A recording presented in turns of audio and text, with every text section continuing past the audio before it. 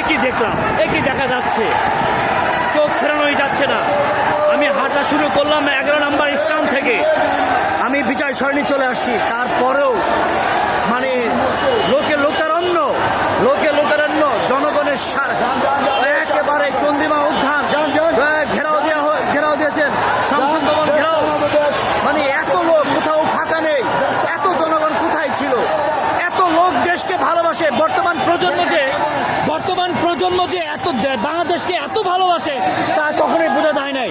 বাংলাদেশের প্রতি তাদের এত দরদ, এই স্টুডেন্টদের, এই সন্তানদের, এই মাদের, এই গার্ডিয়ানদের আগে কখনোই বোঝা যায়নি। এখন বোঝা যাচ্ছে যে জনগণ আসলেই দেশকে ভালোবাসে।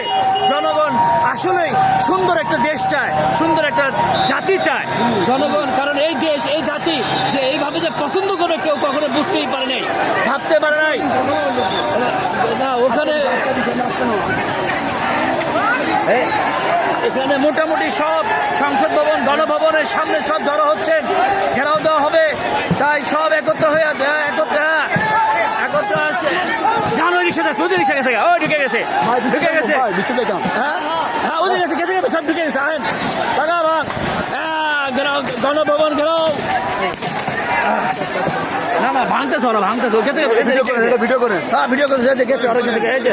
জনগণ কি উৎসাহিত, হ্যাঁ মোটামুটি এখন ঘেরাও দিয়ে ফেলেছেন গণভবন।